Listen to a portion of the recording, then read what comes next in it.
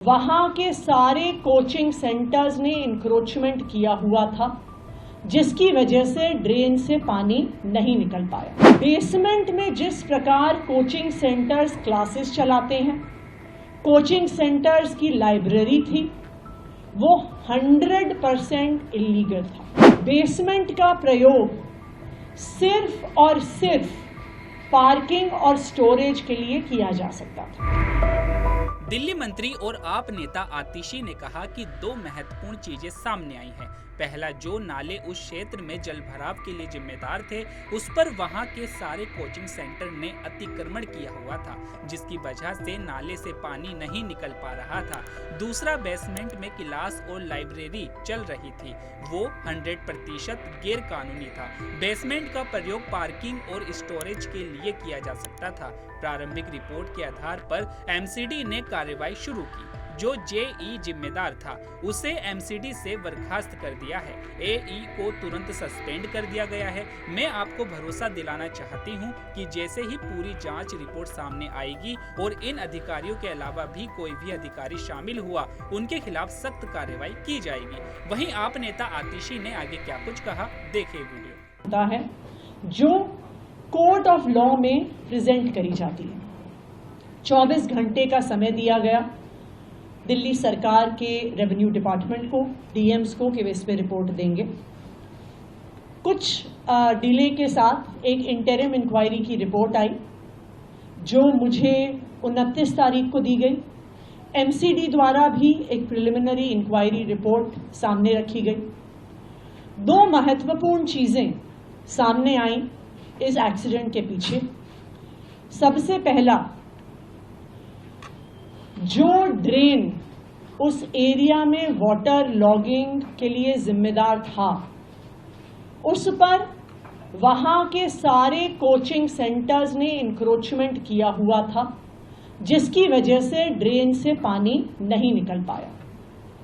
दूसरा एक महत्वपूर्ण कारण अभी सामने आया है कि बेसमेंट में जिस प्रकार कोचिंग सेंटर्स क्लासेस चलाते हैं, कोचिंग सेंटर्स की लाइब्रेरी थी, वो 100% इलीगल था।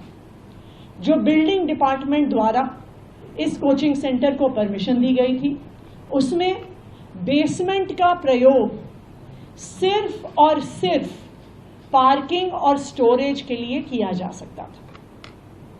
जो बाकी इंक्वायरी रिपोर्ट है वो अभी 7 दिन में आएगी, लेकिन प्रिलिमिनरी इंक्वायरी रिपोर्ट के आधार पर ही एमसीडी ने तुरंत कार्रवाई शुरू कर दी। सबसे पहले जो जेई जिम्मेदार थे वहां पे ड्रेन की मेंटेनेंस के लिए, जिनकी जिम्मेदारी थी ये देखना कि ड्रेन पर इंक्रोचमेंट ना हो, जिसकी जिम्मेदारी थी ये देखना कि किसी भी प्रकार की इलीगल एक्टिविटी वहां पर फील्ड पर नहीं चल रही है, उस जेई पर सख्त से सख्त कार्रवाई हुई और उसको एमसीडी से टर्मिनेट कर दिया गया है।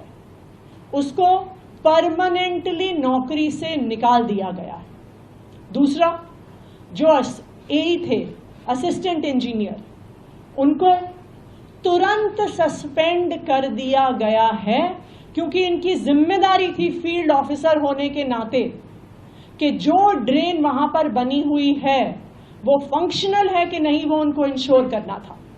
उनकी जिम्मेदारी थी कि जिन परमिशंस के आधार पर वहां पर बिल्डिंग कंप्लीशन सर्टिफिकेट दिया हुआ है, क्या उन रूल्स और रेगुलेशंस को फॉलो किया जा रहा है या नहीं किया जा रहा।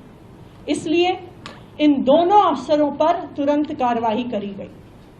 मैं आज दिल्ली के लोगों को और देश के लोगों को ये भरोसा दिलाना चाहती हूं कि जैसे ही पूरी इंक्वायरी रिपोर्ट सामने आएगी और अगर इन अफसरों के अलावा और कोई भी अफसर जिम्मेदार पाया गया जिसके अपनी ड्यूटी ना करने की वजह से इतनी बड़ी त्रासदी हुई, चाहे वो अफसर एक जूनियर अफसर हो, चाहे वो सीनियर मोस्ट व्यक्ति हो, किसी को भी बख्शा नहीं जाएगा। उन पर सख्त से सख्त कार्रवाई करी जाएगी। जो मैजिस्ट्रियल इंक्वायरी